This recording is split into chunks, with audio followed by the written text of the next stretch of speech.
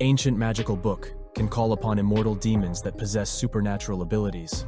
Surviving the ordeal can make you rich, but is Danny and his human family up to the task? Their struggle begins with an earthquake, creating a pothole beneath their apartment building.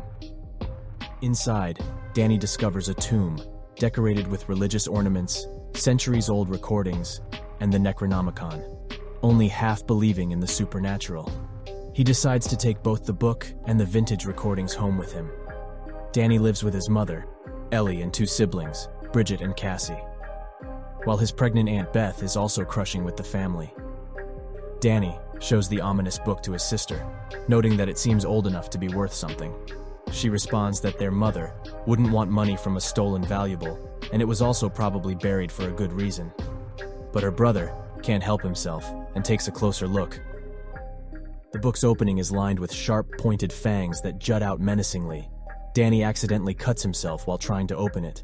His blood is absorbed by the book's cover, and the sharp teeth receded, allowing access to its pages. Gruesome images of torture and monsters shock Bridget, who urges him to return the relic. Danny pretends to agree with his sister, but as soon as she leaves, he eagerly turns his attention to the vintage recordings. A voice then begins narrating the origins of the book, mentioning its passages being inked in blood, its bindings made by human flesh, and being rumored to contain forbidden satanic rituals. The voice proceeds to chant in a demonic language, and following that, the book springs to life, its pages flipping on their own. Danny, who starts to get scared, seems unable to intervene. Meanwhile, a menacing spirit rapidly approaches their location. Ellie, who was just about to leave the building, gets pushed back inside, all the way to the elevator, and is left unconscious. When she first wakes up, Ellie notices that the exit is blocked. Suddenly, a feeling of dread washes over her as she realizes that an invisible entity is locked in with her. The entity toys with Ellie, sadistically ripping of her earring and dislocating her limbs, before causing a power outage and frying every single electronic device in the vicinity. The rest of the family gathers, lights candles, and look for Ellie, who eventually enters the house, and goes straight to the kitchen, where she starts cooking a tasty-looking eggshell omelet. Her kids and sister are perplexed by her behavior, and Beth wonders if she is all right. Ellie then begins a disturbing rant about a twisted fantasy of tearing her children apart and inhabiting their bodies, laughing with a mad, unsettling glee. Her demonic cackling is interrupted, and for a fleeting moment, the demon's grip on her weakens, allowing the true Ellie to resurface. Shortly after, she starts to convulse and vomit violently, ultimately dying in front of her disturbed family. Next, Danny and Beth try to move Ellie's body, but the quake earlier has destroyed the stairs, and the entity left the elevator malfunctioning. Beth then turns to her sister's neighbors, Gabriel and Mr. Fonda, for help. Gabriel notices that Ellie's eyes creepily won't stay shut.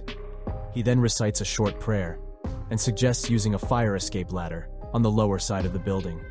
A few minutes later, along with Mr. Fonda, he tries to get through the door, leading to the emergency exit, while Bridget comforts little Kassie, and Beth is speaking to the seemingly lifeless body of Ellie, desperate for her strength that she had always relied on.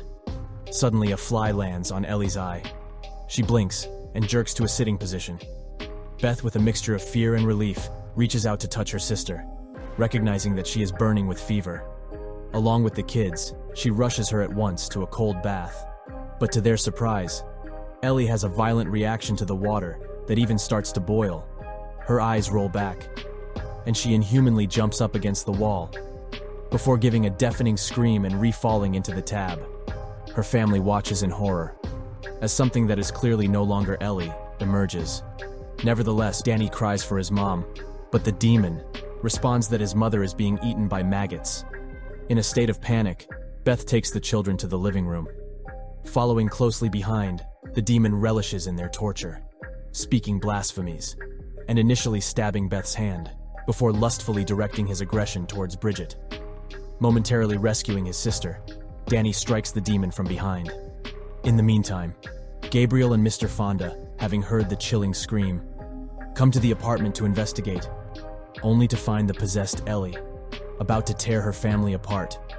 Noticing them, the demon attacks, eating Gabriel's eye, and spitting it into the mouth of his cousin, which chokes him to death. Beth manages to lock the door behind the demon, who goes on a massacre, slaughtering everyone except Beth and her nieces. Afterward, Beth tries to call for help from her window, but the combination of heavy rainfall and distance drowns out her voice. Bridget points out how much their mother resembled the pictures of the book Danny had found, and Danny, unable to conceal his culpability, reveals his involvement, along with the book in question, to Beth, which she starts examining. Meanwhile, Bridget, injured in the scuffle earlier, starts bleeding ink-like blood from all of her orifices, even vomiting a disgusting ball of insects and black phlegm, while Ellie cunningly sings a lullaby to Kassie, luring her closer, then talking her into opening the door. The demon immediately grabs her from the neck. Kassie screams, making the others aware of what is happening, and Danny crashes the door into the demon, barely rescuing Kassie. Bridget, however, has now fully succumbed to demonic possession as well, and Beth discovers her, eating a glass of wine in the kitchen. As she loses her balance, stumbling away from the horrific scene, her former niece pounces on her and sadistically peels off some of her skin with the cheese grater. Beth fights back, striking the demon in the head with a kitchen tool, forcing it to move at an easier target. But as it hungrily charges towards Kassie, the fiend gets pierced in the head, finally collapsing. Kassie is left deeply traumatized by the experience, and despite Beth's efforts to console her, she remains terrified. Moments later, Danny ties up his sister in case she comes back, and Beth proposes that they listen to the remaining vinyl records in the hopes of discovering any clues or information. She then isolates herself and begins listening to the haunting recordings. After smartly covering both ears with her headphones, the voice that had first chanted the demonic prayer continues his narration, confessing his naivety in believing he could control the entity that has now taken over his brothers, and describing his failed efforts to burn or bury the demons, finally noting that it was only through full-body dismemberment that he was able to destroy them. As Beth keeps listening, the situation in the house starts to turn dire, since Bridget has meanwhile recovered, launching an attack on Kassie. Danny intervenes and tries to stop the demon by stabbing it in the chest. The demon remains unaffected and corners Danny, vomiting in his mouth and stabbing him through the arm. Despite being scared and wounded, the teenager manages to set the demon ablaze. But to make matters worse, the possessed Ellie crawls through the air vents and behind Beth, who is lucky to see her reflection just in time. Beth reacts by thrusting a screwdriver in its neck and fleeing to the living room, where she finds Danny bleeding to death. Seconds later, the demon lunges on her, pinning her down and threatening to eat hers and her baby's soul. Thankfully, Kassie hurls a pair of scissors in Beth's direction, which she plunges into the demon's skull. The two escape the apartment. But to their horror, all the corpses scattered across the floor become possessed by demons. Beth snatches Mr. Fonda's shotgun, dismembering the demon possessing Ellie, who has re-emerged from the apartment. Along with Kassie, they make their way to the broken elevator, where they unblock the door, locking them inside. Regardless, the enclosed space begins to fill with blood, while the demons perform one of the rituals contained in the Necronomicon, fusing into one single disturbing monstrosity. The elevator, now almost fully flooded, exceeds the weight limit it can support, therefore crushing to the lower levels. Beth and Kassie miraculously make it out alive and head to the parking lot where Beth has left her car. However, the garage door is jammed, and it's not long before the demon has made its way to the parking. Finding themselves trapped again, Beth and Kassie initially choose to hide, but the girl gets quickly isolated by the monster. In its insatiable hunger for Cassie's fear, however, providing Beth with time to catch up and shotgun one of its multiple heads. The demon then redirects its attention, but once again, instead of violating her right away, it wants to relish in her torment. Once and for all, granting Beth, with the help of her niece, the chance to actually slay the monster. Utilizing the chainsaw that the demon was using to terrorize Kassie, she chopped and she hacked, with the monster stacked between her and the back of a wood chipper, while Kassie struggled to shield herself from further trauma.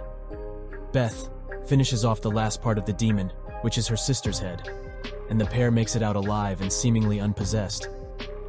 Nevertheless, a neighbor from an apartment of the lower floors walks into the bloodbath of a parking lot and gets taken over by the demon, still lurking.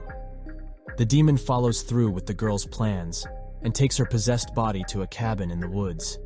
There, she ambushes her friends, haunts the house, and potentially starts a demon apocalypse,